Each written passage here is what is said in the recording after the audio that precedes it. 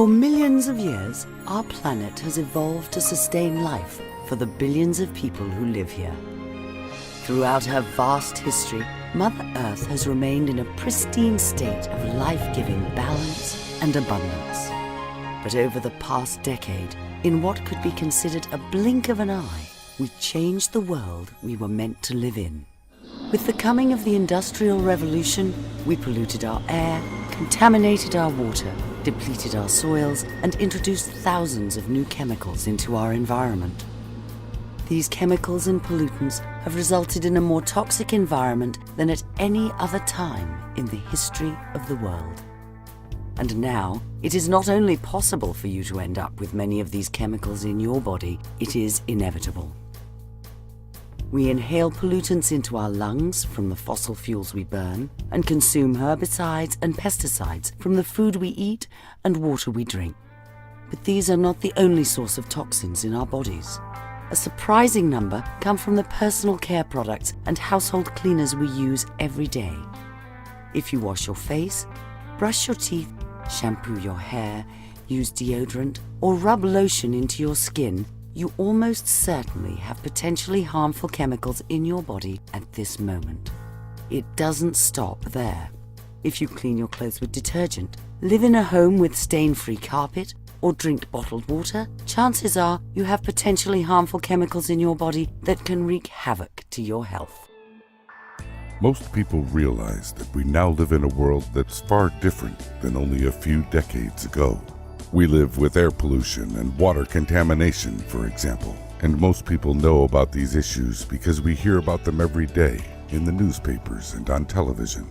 But when it comes to personal care products like hair shampoo, color cosmetics, mouthwash, toothpaste, it seems that fewer people are well informed about the potentially harmful ingredients and the potential harm they can do long term. The problem essentially is that we are living with over 80,000 man-made chemicals in our environment. Chemicals that are used in everything from food and packaging to personal care products to prescription drugs to solvents and cleaners and detergents of every kind. But not only do we have those 80,000 chemicals to contend with, we invent about 2,000 new ones every year. Even more shocking than that, we import or produce an estimated 7.1 trillion pounds of those chemicals into the United States annually. Do you think some of those chemicals are finding a way into our bodies? You can be sure they are. But the worst part is, there's no telling what kind of damage they're doing. Only 200 of those 80,000 chemicals have ever been tested for safety, and only 5 have been regulated by the EPA. What's really alarming is to look at the studies done by the EWG, the Environmental Working Group. They studied 9 different individuals and found 167 chemicals in their bodies. In another study, they looked at the umbilical cord of 10 randomly selected newborn babies and found 232 different chemicals in their bodies. We are being polluted before we even get here. That's alarming. In yet another study, 16 hormone-altering chemicals were found in 20 teenage girls. Teen girls use more personal care and cosmetic products than the average adult woman and unknowingly expose themselves to higher levels of cosmetic ingredients linked to potential health effects at a time when their bodies are more susceptible to chemical damage. Perhaps the most important question we should be asking ourselves is simply, what can we do about it? The evidence that we actually have these toxic chemicals in our bodies is overwhelming. The good news is that we can do something about this to protect ourselves. We can use personal care products that don't contain potentially harmful ingredients.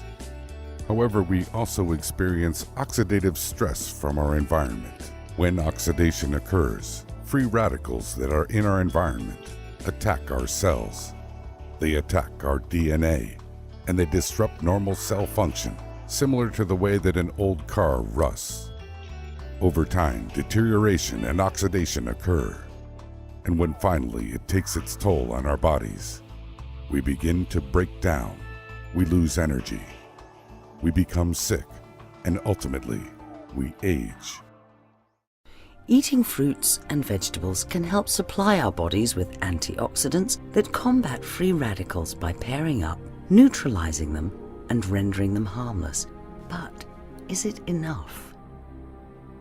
Researchers now believe our foods are nutrient deficient due to over-farming. Because of the vast number of people our planet is required to support, we have depleted our soils of vital nutrients. In the 1800s, the human race had grown to a total world population of 800 million people. In only 100 years, that number doubled to 1.6 billion. Only 60 years later, we doubled again to 3.2 billion people.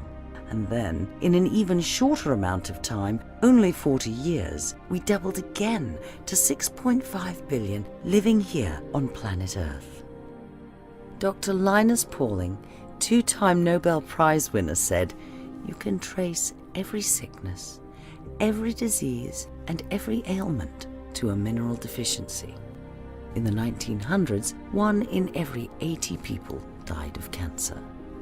Today, 1 in every 2.5 people will be diagnosed with cancer in their lifetime. By 2050, it is estimated that every person born on Earth will get some form of cancer. Consider the $400 billion pharmaceutical industry, which for decades has been the most profitable industry in America. It makes a lot more money when we're sick than when we are healthy. The average person over 65 takes between 10 and 20 prescription pills every day. What is the alternative? As healthcare costs continue to skyrocket, more and more people are turning to natural products to maintain and promote their health.